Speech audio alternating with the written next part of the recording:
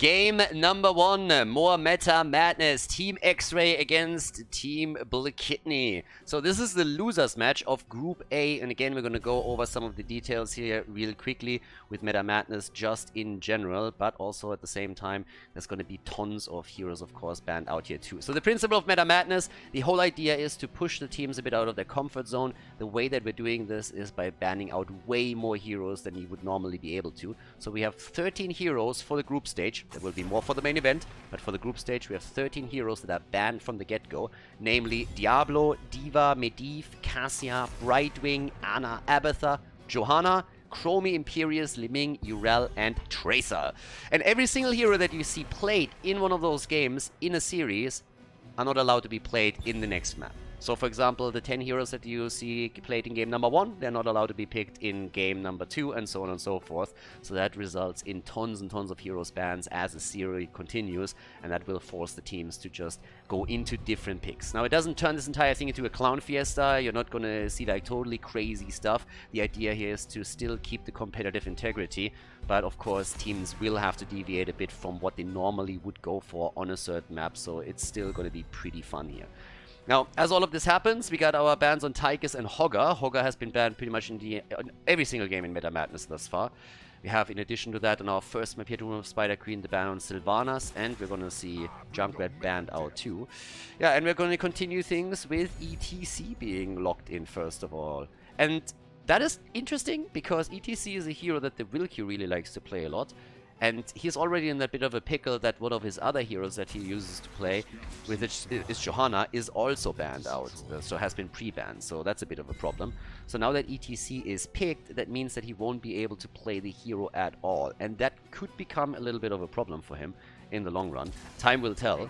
Greymane comes in together with that, so we got the damage in, and they're actually pretty quick on the draft now as well. So, yeah, not that bad. Malthael. Seems like the teams are really speeding up a little bit.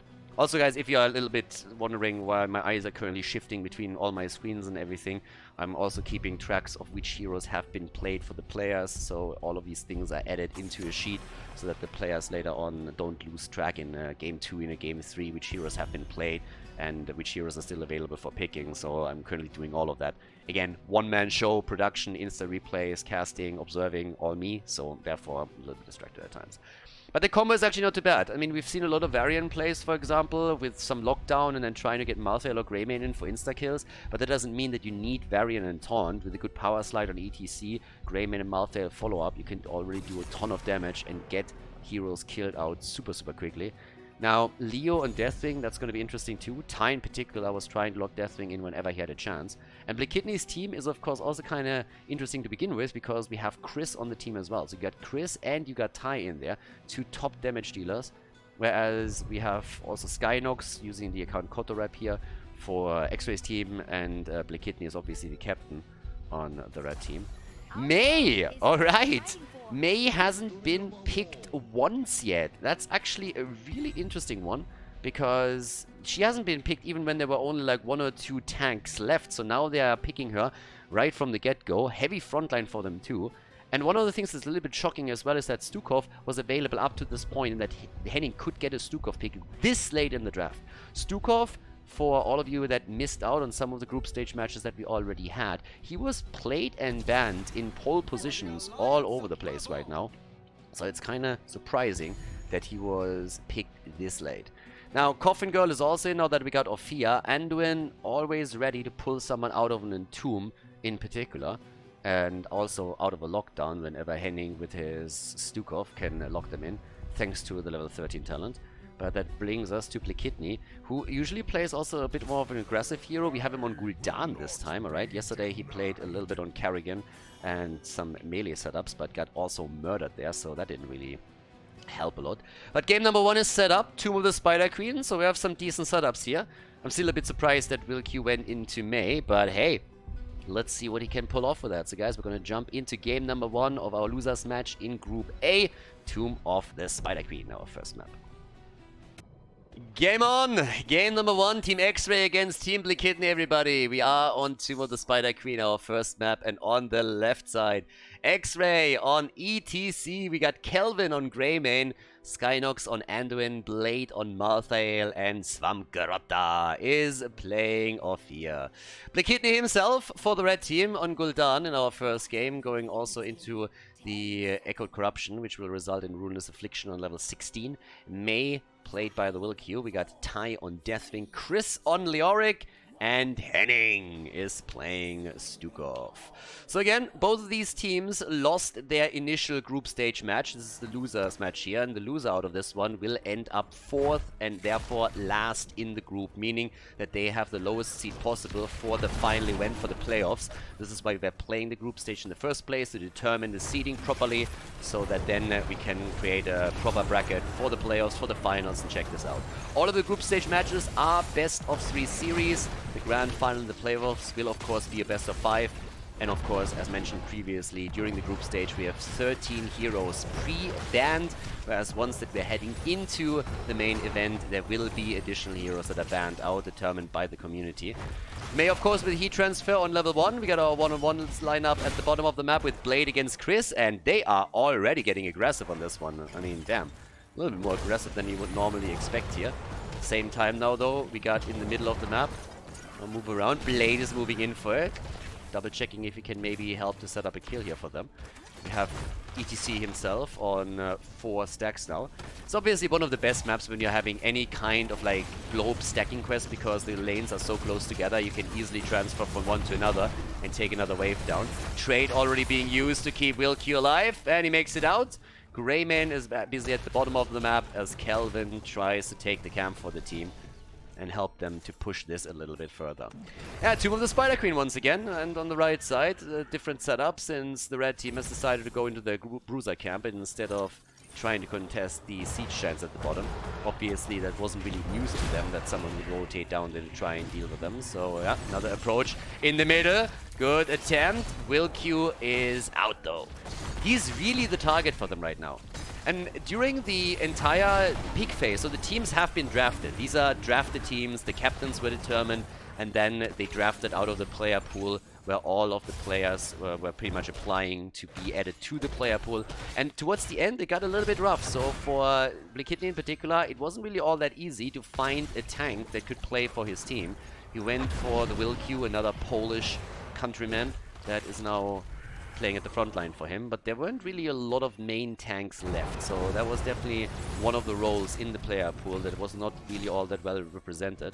And Bl3kitny put himself into a bit of an awkward position because he drafted Chris early. Chris, the #1 GM player in Europe, obviously a fantastic damage dealer, and as you can see, also useful on the side lane.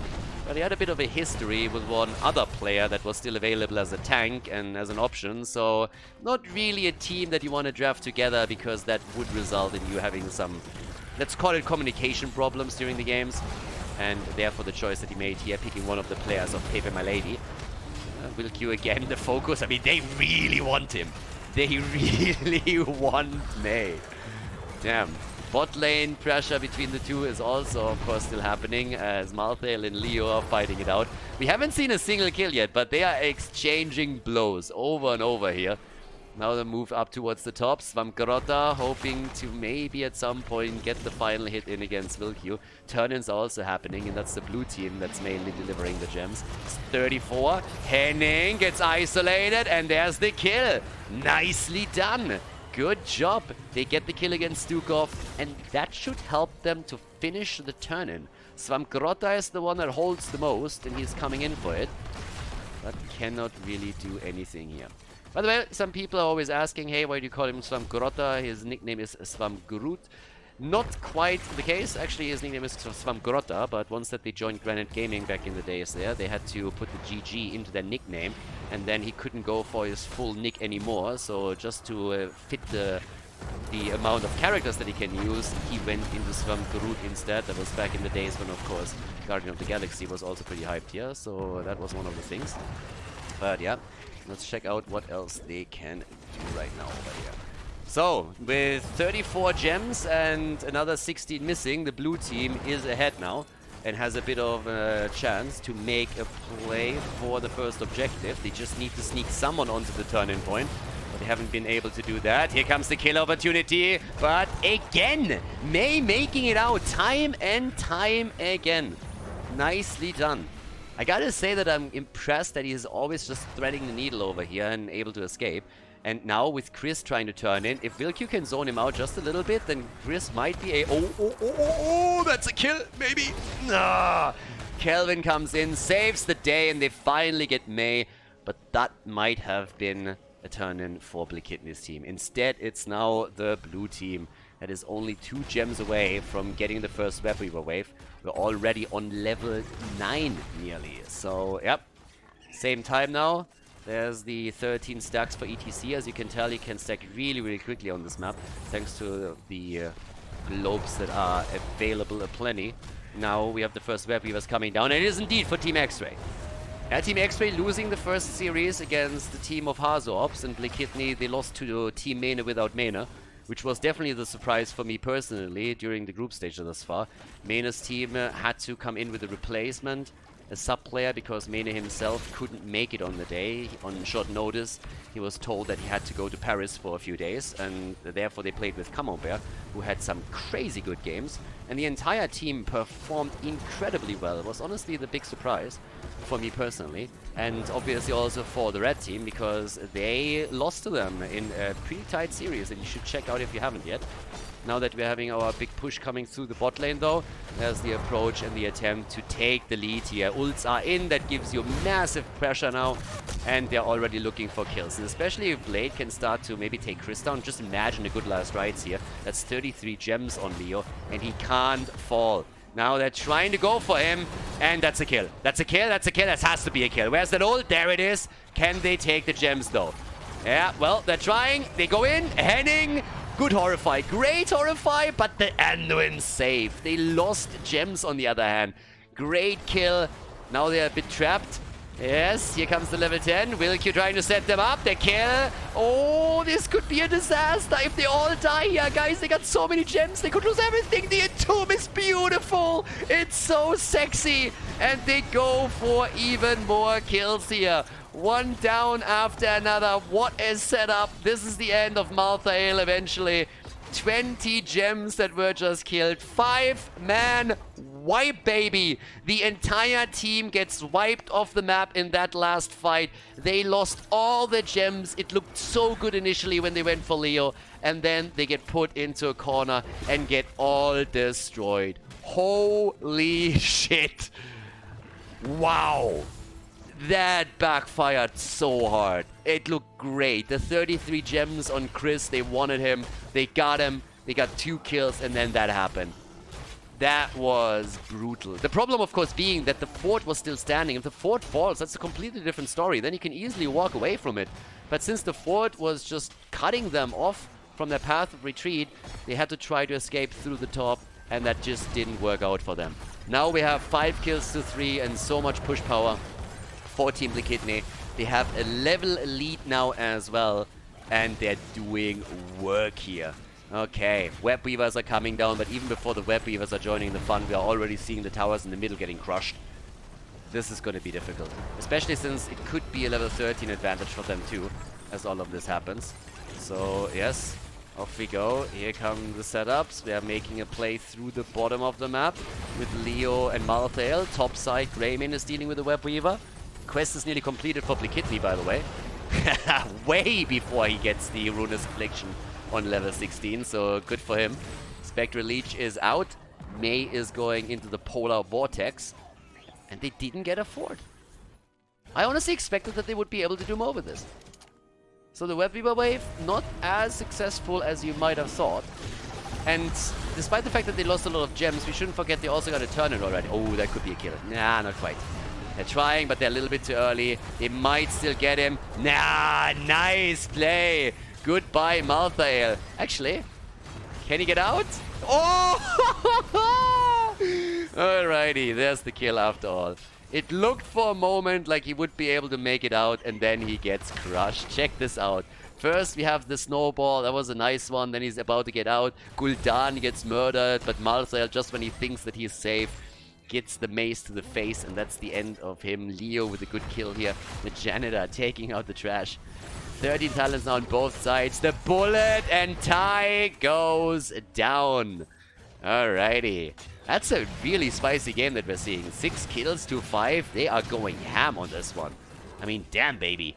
They're really putting some effort into this. Yeah, up to the top. Swamgrota gets attacked now too.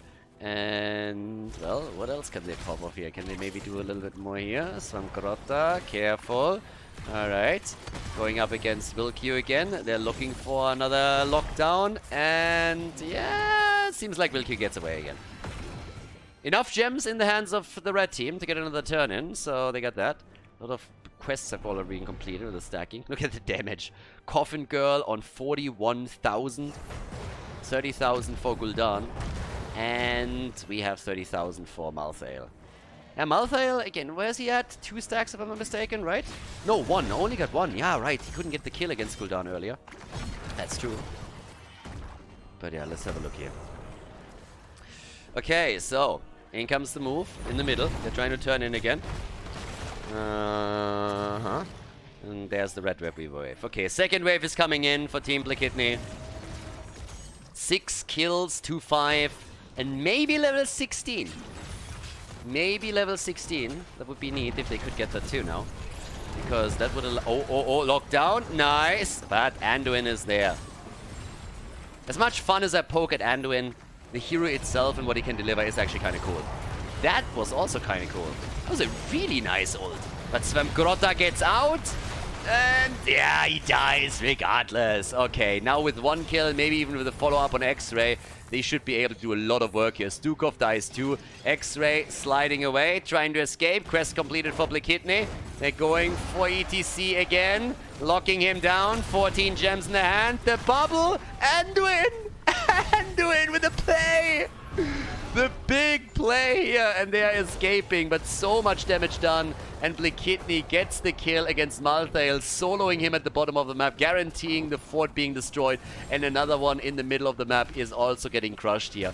What an opening into this game. That's bonkers, honestly. This series is already fun. I mean, right now we are just seeing kills all over the place. Mad aggression from both teams, diving behind enemy lines, trying to get those kills, following up on whatever they can, and they are doing such a great job here. That's exactly what we want to see here at Meta Madness. This is exactly what we want to see here. Good stuff, I like it. So now that we have the attack coming in, let's see what they can do with the boss, because, well, there's a chance for a turn-in on the side of the blue team. Oftentimes when you see a team take the boss and the other team has enough gems for a turn-in, what they're trying to do is get the turn-in and then simply defend as the web weavers are getting defeated. So you're trading a web weaver wave for a boss defense, but in this case they can't make this work. So now instead we're having again the attack against the top fort. And Leo is already pushing the bot lane out. Chris with 35 gems. I mean, they nearly have enough for another turn-in already. They're going for the camps on the map. There's very little else to do. They don't push with the boss yet. It's 16 versus 16 too, so we gotta be a bit careful there. But it is a very, very fun setup. Camps all over the place taken, a defense in the middle. 2 stacks on Malthael. Let's keep also an eye on the damage output. 36,000 for Gul'dan, the top damage dealer for the red team. The captain himself. Fia with 49,000, so she's currently showing the green geezer who's really dropping the numbers here. But Bl3kitny can now turn in. They got 50 gems, so another 10 and they have another turn-in opportunity. Not that the blue team doesn't have enough either, but still. They are not really having any control over the map right now. And the top fort is now going to fall. And without map control, it's rough to make it to one of the turn-in points and turn in. Chris is still guarding this one, double-checking every now and then. As you can tell, he's hiding in the vent now and waiting, so he knows what's coming. It gets the interrupt on Xray, and there's not going to be anything happening here. No, they don't turn in enough. Here comes the collapse on the Bl3kitny though. The ult and the kill. The 3rd stack for Malthael. 15-second cooldown reduction. The mosh pit. ETC is partying with Gul'dan. And Skynox is about to go down too, but so is Ty. Deathwing dies, turns into Deadwing. And now they're making another play for Blade. But Bl3kitny is also in trouble. He drains him to death though. Stukov is gone. 3 versus 3. They try the play here, but they just can't. Stukov is not gone. He actually kills 2. Drops 2. Kills Malthael. Kills Greymane. And the only 2 survivors on both sides. We have ETC and Stukov fighting it out as Leo is still in play. 36 gems for Xray. Chaos all over the place. And Henning is trying to simply walk away from this. I don't think this is happening at all. Big shove coming out. The Entomb. What a play. God, this would have been so cool if we would have been able to get the kill. Stukov, by the way, is still not dead. Just saying, Stukov is just riding away from this. But on the golden cock, Bl3kitny is making his way down to the bottom of the map, and they are finally getting the kill. It took them an eternity, but they are able to get the target. The funny thing is that by now, half the team of Bl3kitny is back to business, so this turn-in might not even happen. They delayed it so long that the turn-in doesn't even happen. 72,000 damage for Team Xray, by the way. And 44,000 damage for Khaldor. That game is just crazy. 21 kills, 15 minutes into the game. And oh boy, everybody looking for turn-ins. Up at the top, Chris gets attacked. Slide into Horrify. The slide into Horrify, the Entomb, and the Anduin save. Not on my watch. Not on my watch. Ain't happening. Nicely done. Xray trying to turn in, and this time they are finally able to deliver. Bl3kitny tried at the bottom, but couldn't make it in time. Level 20 talents are ready for them. That gives us the Horn. There's the Buried Alive for Chris. We got the top off after the Super Strain. And of course, level 20 is also going to be ready for Xray's team as they are starting to push. Bolt of the Storm for the cow. We got the Tooth and Claw over Hunter's Blunderbuss. Heavy commitment into Worgen form just in general from the build. The double Glyph of Faith for the double trade. And now the attempt to finally take a few of those structures down. The bottom fort is definitely going to fall. In the middle of the map, they're currently fighting for one more. Top side is barely getting defended here. But of course, the opportunity to maybe even take a fight. Leo is going to be looking for that Entomb. He wants that Buried Alive. He has the chances to make a huge dent into the opponent's defense by a good Buried Alive and then take him down. Keep Anduin's bubble and trade in mind, though. That's always the big problem. So in an ideal world, you're getting Anduin with the Entomb, too. But Skynox knows that. Skynox knows that perfectly well, so he's going to be as far away as he possibly can from Leo. He's afraid of a lot of ghosts here. Yeah, Bl3kitny. Right. Coffin Girl. Riding it, and they can take the damage here. 52 gems. They can turn in. Chris can turn in if he wants to move to the top. They're ghosting in. Is he dropping it? He's dropping it. He's dropping it, and he's getting the baby face. Anduin is hit, but it doesn't matter. There's the kill against ETC potentially, but Anduin ruins it once more. Anduin is just ruining it time and time again. Anduin is just a killjoy. Anduin is just a killjoy. No fun allowed over here. Oh, Leo, that's a kill. 4 stacks already for Malthael. Malthael on a 20-second cooldown reduction. He is working that ult. He is working those stacks. Good for him. Gets the kill. 11 kills to 11. And here we go. That's the opportunity maybe for the blue team to get some more camps. Not a turn-in though. Well, actually they have only 1 gem missing before they can turn in too. So, yeah, scratch what I said. There's definitely a chance. But the red web weavers are now coming down because Bl3kitny was able to turn in as well. Came to the top and finally delivered here for them. Good job. Yeah, and at the same time now, of course, with 11 kills to 11, here's the opportunity for Team Bl3kitny to finally take it down and keep. 55,000 damage for Khaldor. There's that. 78,000 for Coffin Girl. Okay. Top side, they hold so many gems. If they lose the team fight right now, they lose all their gems too. Oh, the Entomb missing. He went for Anduin. But Skynox paid attention. May in trouble. Using her trade. The kill. 5 stacks for Malthael. 25-second cooldown reduction. He is crushing with this thing. Kill after kill after kill. Siege Giants at the bottom of the map. They just took the Web Weavers down. So that's already a great defense. And without their frontliner, this is going to be real tricky now. Great defense from the blue team. Team Xray, they are doing well here. They're trying to chase again. But Henning he has other plans. Pushes them back out immediately. But we have some fun setups over here. Yeah, quest completed. Boss is up. And they're going for it. They're going for the boss, and we're already 19-20 minutes into the game, so this guy is gonna hit like a madman. This thing is starting to do work now. A well-scaled boss is worth a lot in the late game. Now, granted, at the top side we still have a fort on the side of Team Bl3kitny, so that doesn't necessarily mean you're winning this one. Oh, shove into the wall.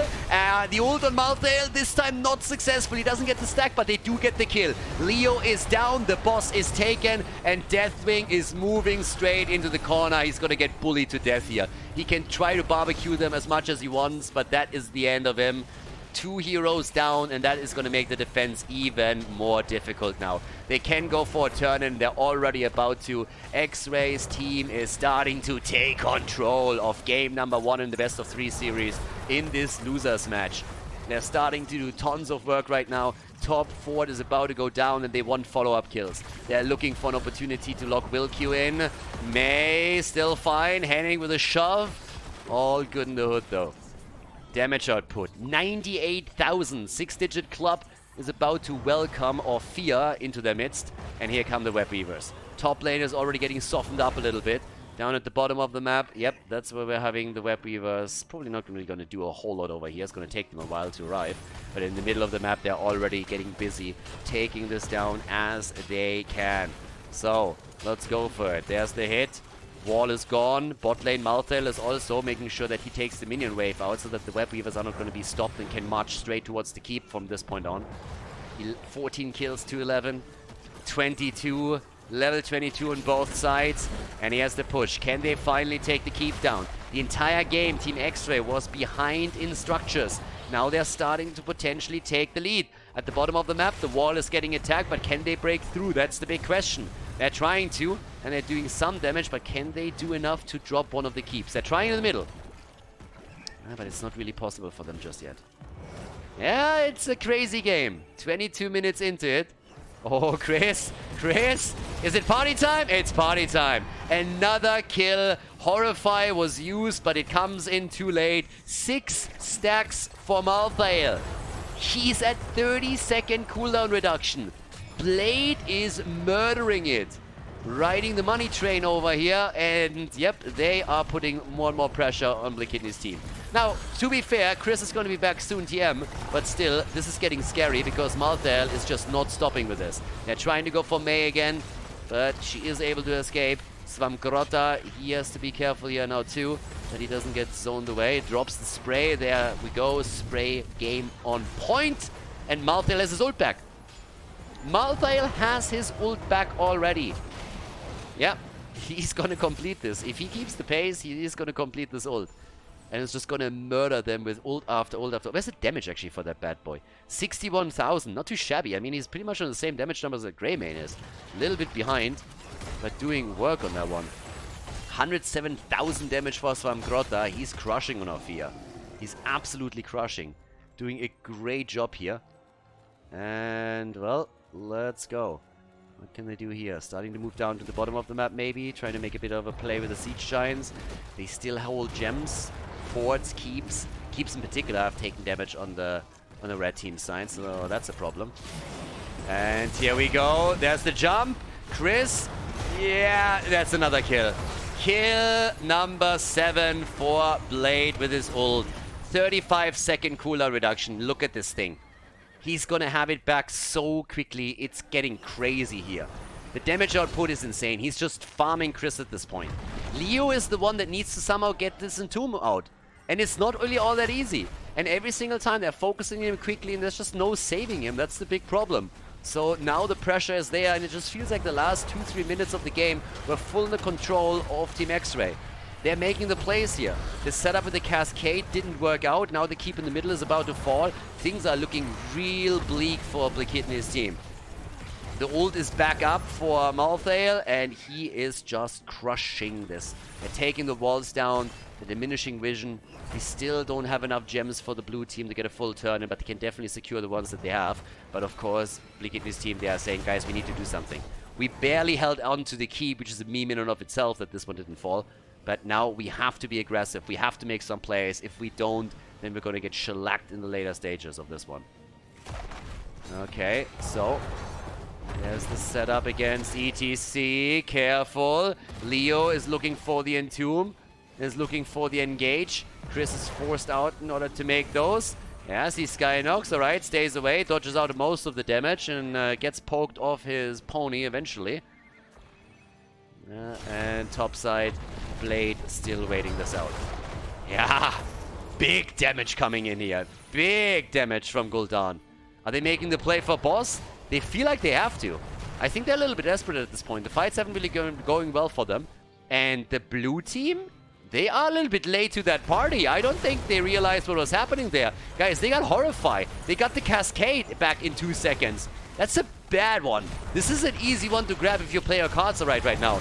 There's already one ult. Where's the Horrify when you need it? Stukov is down. So, oh my god, no, they're all dying. Boss is taken. Boss is taken. ETC is dead. Can they get Greymane? Yes, they can. What a slaughter. What a fucking slaughter. Oh my god, they're saving the day for now. 2 survivors, but a big boss is coming in. Check that fight out again. That end, the bubble on Anduin, saving them for so long. The Entomb initially, the Horrify coming out. They went for everything there. Massive slaughter and a big boss now pushing through, trying to get some work done. It's going to break through the wall, maybe even the keep. I don't think that the keep is going to get wrecked. But now that we have pretty much 3 heroes back on the map, Leo is coming back any second now, they still have a little bit of control. Chris is pausing the game. Okay, so that's a 3-2-3 moment if I've ever seen one. Tactical pause incoming, discussing what the next steps are, but they are going down to the wire. We're 26.5 minutes into the game. The boss went through the top wall. They're trying to go, of course, for the keep. The gems, they only hold 30 right now. We still have 43 in the hands of the blue team, so that's another one. And it's just absolutely insane. 130,000 damage on Ophia. Are you fucking kidding me? She is crushing. She's doubling the damage of a lot of the other damage dealers that we see there. And we still haven't seen a single keep destroyed, which is crazy in and of itself. Greymane is sitting at 156,000 siege damage. You look over to Gul'dan. He's topping it off with 200k. The numbers here are absolutely nuts. Look at the death numbers. Leo has activated his trait 6 times by now. And Malthael, he's just murdering. He has 7 stacks. It's a 35-second cooldown reduction on his ult, and it's just bonkers. The problem is that the blue team is still flexing the gems, so they can technically try and get a turn in, which is definitely going to help them to finally push this one down. I mean, it's insane that this one hasn't fallen yet. It's crazy to me. But now that Deathwing is taking the camp at the bottom of the map, the question still remains what they can do with this. There's nothing else up. This one is on a 40-second timer, so you can't really take that there either. Over on their own campsite, I guess 15 seconds, they could move in for it and start to use that instead. Either way, it's rough going for the red team. They did a great job, honestly, over here trying to grab this one. And well, while we have the break, let's take another quick look at the team fight. I mean, check this one out. That battle was just absolute bonkers. Everybody dropping their R buttons and kills all over the place. I mean, they just murdered. But just imagine that fight if it goes a little bit smoother for Team Bl3kitny, then they have a chance to maybe even go for game. But as it stands, they are 6 kills behind still. So they take the camp as expected, but this game is by no means over. Not a single keep has fallen. As soon as the first keep falls, can you imagine the amount of damage that those catapults are going to do? They're going to push these lanes out easily. So, well, there's that. Now that we're going for the next team fight, potentially, what are we looking at, though? We got the 10 stacks on the level 7 for Greymane. We got 7 stacks for Malthael. Everybody else completed the quest that they're running. Ults are more or less all up. And that means Entomb. Xray is looking for a mosh pit in an ideal world, of course. But just buying some time. Buying some time for the camp. There's that very, very aggressive stance now for Team Bl3kitny. They pushed the lanes out in the last move, so now they have a bit more vision on the map and more control over the turning points too. They're trying to keep the blue team away. ETC is dead, but the kill against Chris. Another stack for Malthael, but they follow up with an Ophia kill, and they get Anduin too. There it is. The big play. The big play right here, the kill against ETC, and then Chris lands the money entomb right there. He sacrifices his life for it, but he lands it. Now they go through the keep, and they're gonna try and go for core, aren't they? With a kill against Blade 100%, and they get him. The only survivor, he comes back. No one can stop death. Malthael is back. 8 stacks. He has his ult cooldown ready. His ult cooldown is already there. They're trying to go for Ty.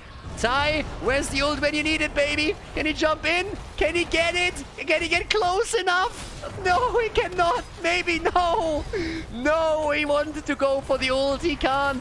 Blade moves out. The core is falling. He gets another kill. 9 stacks for Malthael. He gets a kill. They take Rayman out, though. And Malthael has fallen, too. That means it's game. Team Bl3kitny. How the hell? What the fuck? What a win in game number 1 here. Beautiful match on Towers, Tomb of the Spider Queen. Before we head into game number 2, make sure that you subscribe to the channel if you haven't done it yet so you don't miss out on any future content here on Khaldor TV. Well, game number 2, Battlefield of Eternity is our second map, and we had a bit of a highlight on the first one already with Team Bl3kitny able to win it there towards the end thanks to a great entomb from Chris that was followed up by a tie and the damage output. Now we're heading into game number 2 now, Battlefield of Eternity. Again, this is a best of 3 series as we are in the group stage, meaning that if the red team wins another map, they take this with the 2-0 and would advance to the consolation match. Now, as highlighted before, the 10 heroes that have been played in game number 1 are not allowed to be picked again, including the globally banned heroes for the group stage. That means that 23 heroes are already banned out before we're even entering the draft. You add another 6 over here, and at the end of this game, it's going to be 29 heroes banned out. So, should be fun. Hogger gets banned again, so does Sonya. Here in Battlefield, we also have the ban against Zarya, and for very good reason, because, well, Swamgrota plays the hero a lot, and a good Zarya composition on the bot lane in the 4-man can be a huge problem for you to deal with.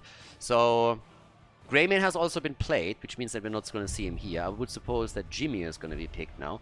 Reyna is still up and can be played, so therefore he would be a great choice with Exterminate as his level 1 talent. But they have to really think a bit about which kind of damage dealers they want to take. Chris could also go into a Vala setup and play the arrow build that he's been played for ages. Sylvanas, alright, so they're going for Sylvanas. She's still available too. Very early pick into her.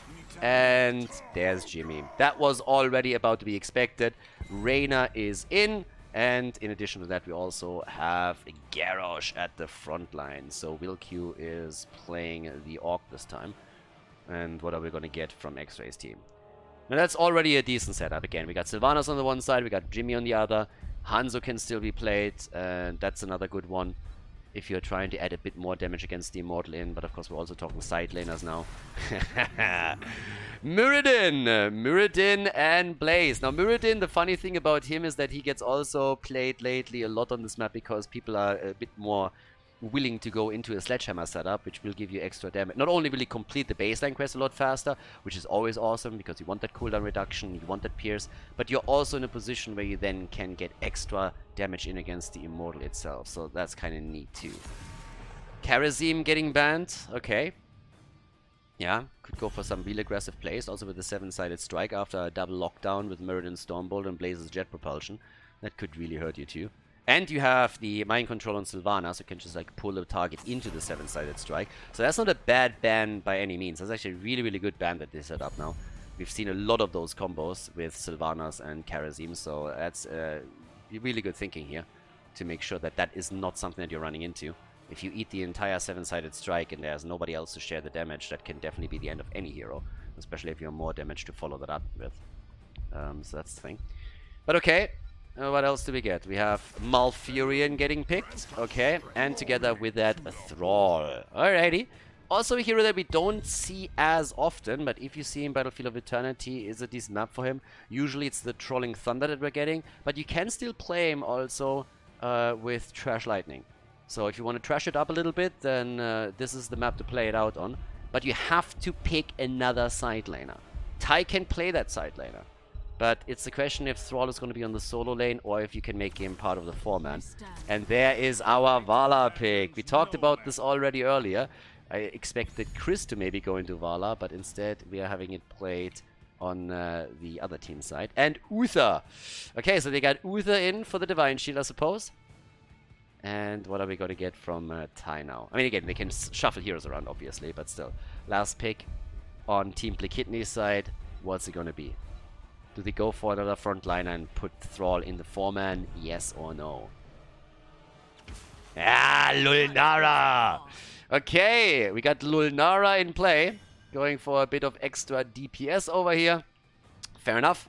And we've seen her already, and again, she can put some pressure onto Uther in particular with the damage output and the damage over time. Either way, as it stands, game number 2, we have the lead for Team Bl3kitny. So guys, let's jump in. Battlefield of Eternity is the second map. Let's see which team takes it here.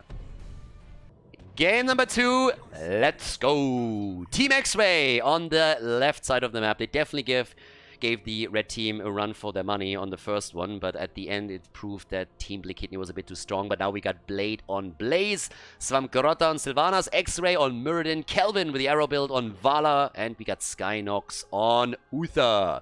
On the right side of the map, Team Bl3kitny with the Bl3kitny on Thrall. We have him with the Trolling Thunder as a level 1 talent. The Wilkew's playing Garrosh, Henning, Malfurion, Chris with the Exterminator on level 1, of course, on Reyna, and Tai on Lulnara. Alrighty, let's go. Also, quick note for everybody watching this on YouTube right now. First of all, if you're watching this on YouTube, make sure that you hit that like button. Helps to promote the video a little bit, and with the algorithm of YouTube, and if you haven't subbed to the channel yet, you definitely need to hit that sub button too. I see those analytics. I know that a lot of you guys are not subbed to the channel yet, even though you watch the videos regularly, so get finally at it and hit that button. But one more important thing is that this is all made possible thanks to Hightech, who was the sponsor for the event, and they provided the €2,000 prize pool that the teams are fighting for here. And I would love to run more events with them in the future. They are a great partner to work with, and especially with 2020 in mind, we would of course love to run a few more Meta Madness shows. And if you want to support that, you can easily do that by sacrificing 3 seconds of your time. Check out the video description on YouTube. I'll drop a link there to their website, and it's kind of important that we just get a bit of traffic on that thing. If they see that the Heroes of the Storm community is engaging with the website, that sponsoring events like this one is getting them some traffic over there, then I have a much easier time getting events set up in the future with them. Might sound a little bit silly, but again, I promise you, it actually matters, it works. So check the link out. If you're in the market for anything, of course, have a closer look, but you don't have to go on a buying spree or anything.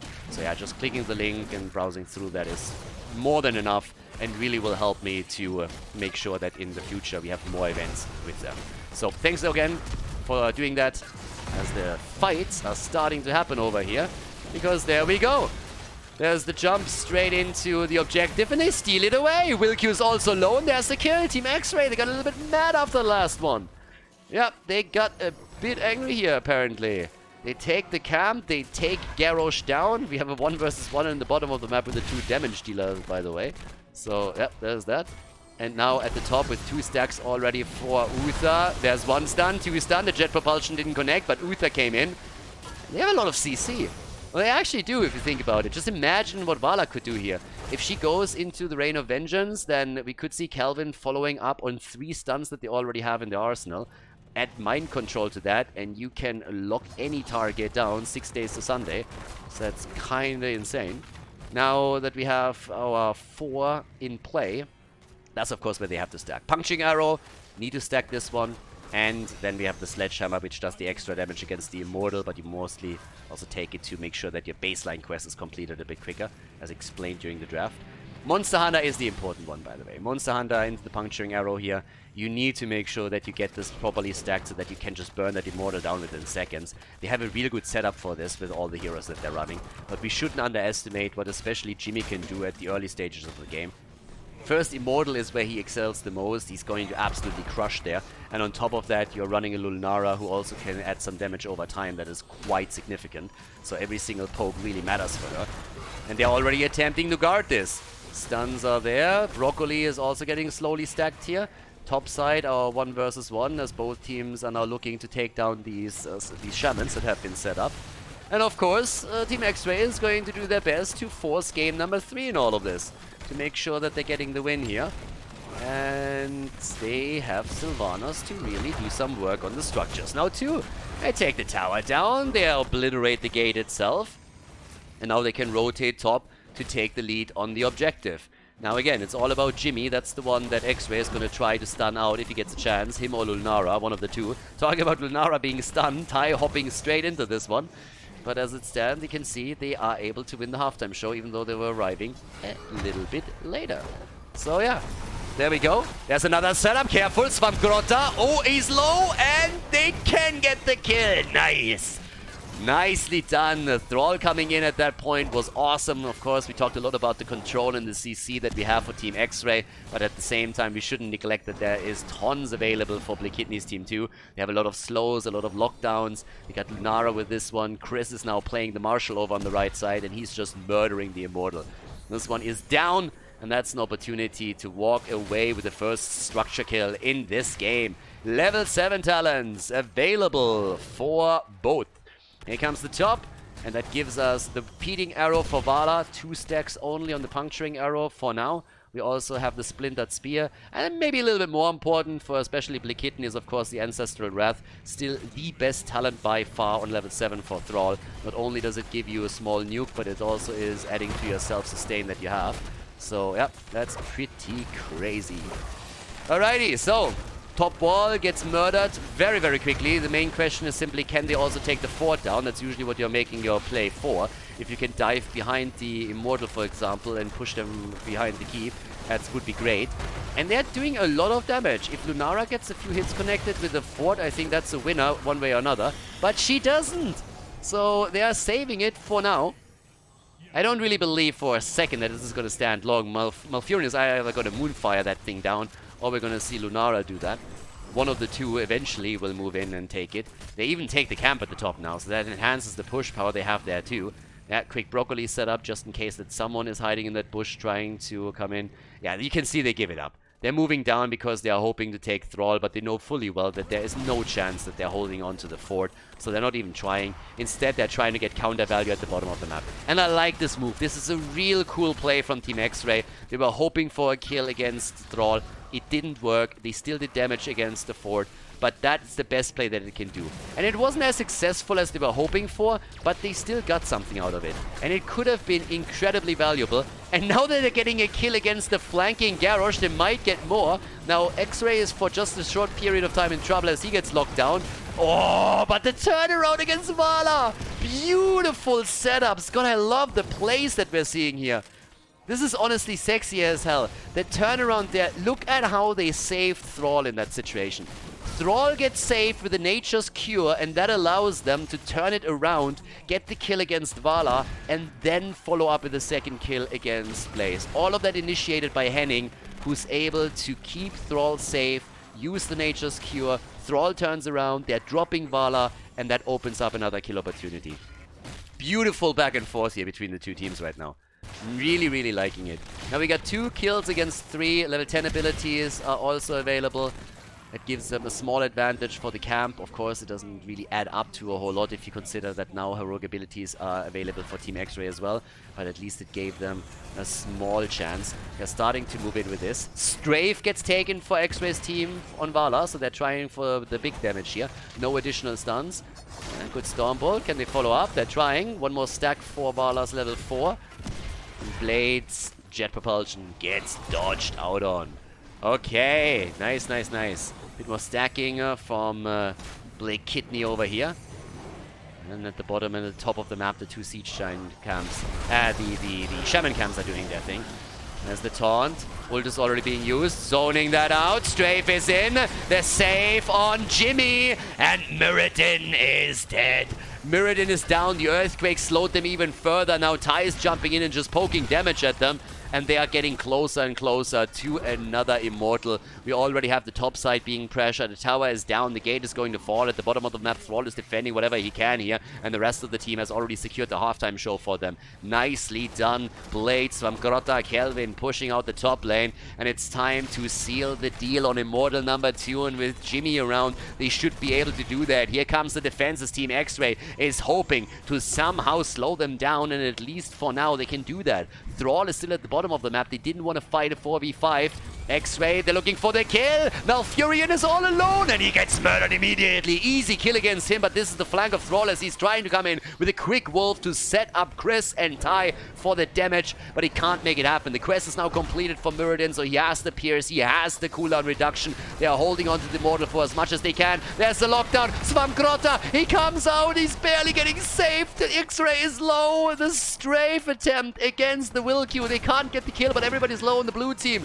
And the red team moving in, dropping the Immortal. Even without Malfurion, they are able to make the plays here. 4 kills to 3 and a big Immortal number 2. Massive shields on that thing. And they should be able to absolutely crush that bottom fort, considering that we still are in a situation where the fort is completely open. The wall has been destroyed. 24,000 damage for Thrall. We got 17,000 damage for Vala.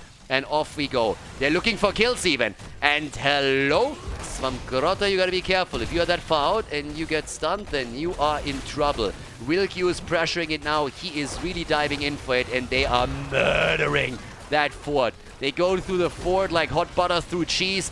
At the top, Thrall might be in a little bit of trouble, but they're turning it against them once again. Muradin is already getting flipped into the backline. Xray immediately locked down, but he escapes into the bunkers. They're trying to make the play again. They have to escape here, and the Dwarf is hopping out. Blade is not quite done with this yet. Chris is chipping in some additional damage, but already dropped the Hyperion at the Immortal push at the bottom of the map. They're going for it. They're trying to take it down. The wall eliminated. They're making a play for the keep. They're 1-0 ahead in the series already, and the goal is a 2-0 victory.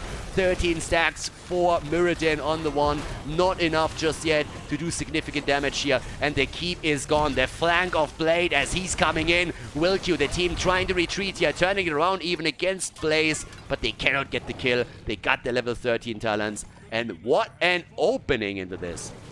What an absolute opening into this game right now. The first map was crazy good, and then with this opening into game number 2, their chances of winning the series with the 2-0 have definitely increased. Now, Team Xray isn't done yet. They're not done with this yet. They still have a chance to bring this one back. Muradin with a bronze be at Rage now. But of course, the Science are not really all that great. Malfurion, I like it. Great idea. The arrow not hitting anything. And Svamgrotta committing Sudoku right there. Xray also with the honorable Subaru. All of them dead, both down. 6 kills to 3. They went for a high risk, high reward play, and they got crushed. Absolutely crushed. The arrow didn't connect with anybody, and then when Sylvanas jumped in, she was immediately welcomed by a hail of damage raining down on her. Muradin in the same boat. Now they go for another keep. Both keeps about to be destroyed, and this is an absolute nightmare for the blue team. The heroes are back. They might not stay here. Yeah, they're actually not going for it yet. They still have the bot lane pushing, and they're not going for the keep, but they have already destroyed it to such a... Well, not really destroyed it, but like dropped it down to such a huge extent that if they take another Immortal, the Immortal is pretty much going for core, right? So there's that. In comes the attack right away, up at the top. Chris, he's going for the camp with the team at the bottom of the map. There's still one Khazra, there's no catapult pushing in, so that's pretty much the saving grace for now. But the Immortal is up, and this is the time to turn it. Half a level is missing for Bl3kitny's team to get level 16. That's why they're hesitating here. If they can get a kill, it would be great. Thrall already with the Earthquake. Svamgrotta and the Divine Shield saving his bony ass for another second. But it's not... I'm not sure that they can do anything here. They're already too low. Uther is sitting tight and he's saying, like, guys, I can't do with all of this damage. Lulnara is coming in time and time again. Thrall is poking us down. We have to deal with Jimmy. Now they're on the Immortal, and that's another halftime show that they're winning. Top lane has, of course, to be defended because, well, that keep is nearly gone. And if the catapult connects, then it's just lights out there. So halftime show is taken. Level 16 should be ready in just another moment. If they get one more wave, this one, for example, then they can do it right away. So, with that, we got the 16 talents. That gives us the Pain and Red. They already move in with also the Seasoned Soldier right here. Come on, Bl3kitny, you're not that old. Alpha Wolf is also in play. That pushes the front line even more so, especially Muradin. But the first one to fall is Blaze. They're crushing. They're crushing, ladies and gentlemen. Kill after kill after kill. 8-3. Make it 9. Uther down. And that is the end of the game. It has to be. It just has to be. Is there an insane defense? Is it too early in the game? Can they somehow save it? I don't think so. It's a 5-man team. No, it's not. It's not a 5-man team wipe. At least not yet. Kelvin is rushing away. And yes! Get moonfired, baby. 5-man team wipe, ladies. They're going for the immortal. They want to play it safe. Better safe than sorry. But that's an entire team annihilation that we just saw there. Absolutely crazy game. Full control from Bl3kitny and his boys. Very different from what we've seen in game number 1. They are moving in right now with the attempt to take the 2-0 victory. And honestly, any kind of defense here would be insanity. How can you possibly defend this? There's a big immortal coming your way. Granted, we're only 14 minutes in, but still, at the same time, you don't have a level 16 talent. The stats advantage alone, thanks to the 2-level gap between the two teams, is crazy. They need a quick kill if they want to turn this, and I just don't see it happening. Again, Kelvin getting locked down. Bunker up, baby. There's the taunt, there's the flip, and the Divine Shield saves him for another day. But it's not going to help them for the defense. They need a kill, and they just can't pick it up. The core is falling. It's already losing HP. Muradin is dead too, getting murdered. And that is game. That is game. A 2-0 win for Team Bl3kitny against Team Xray in Group A of Meta Madness.